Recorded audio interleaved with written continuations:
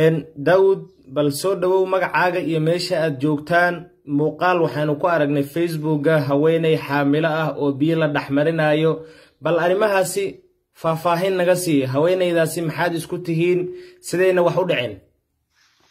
markuu horeysa waxaan ku dhahay magacayga waxaa la daawud maxamed cabdi hagaag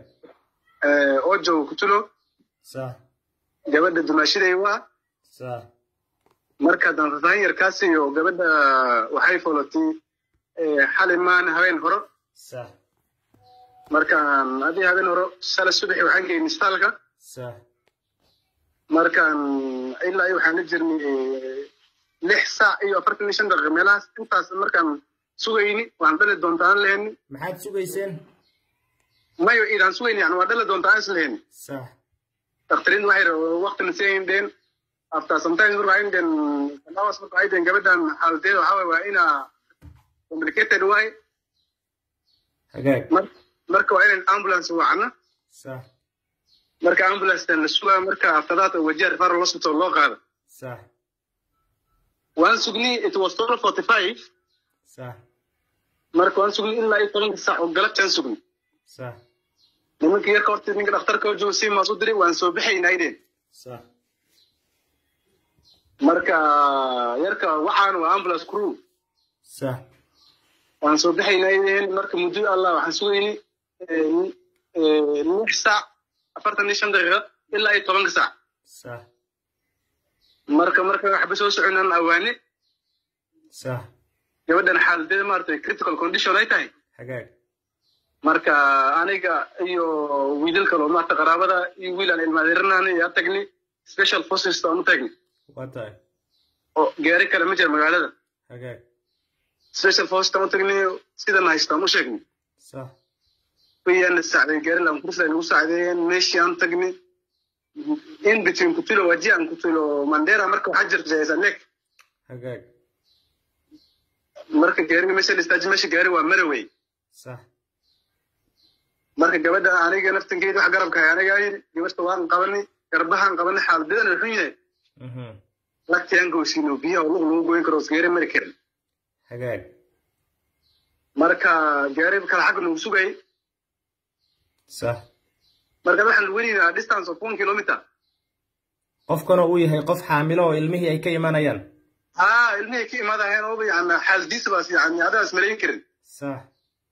distance of 1 kilometer lugayni gaari probox ama imaadi istaalkan geyni oo kutulo mandera xaga isbitaalka mandera ayaad geyseen kutulo mandera hagaag marka waxaan dheen marka gabadhan waxay u baahan tahay xaaladdeeda waxay u baahan tahay maartay inay referral loo qaado xilwa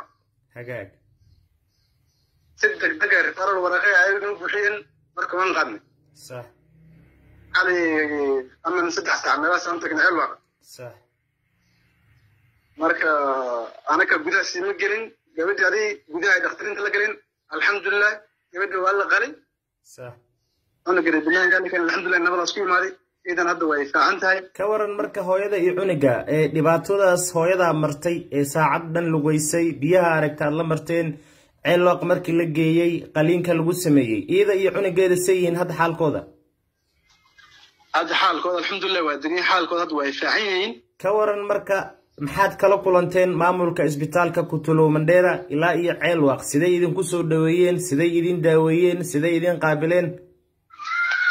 marka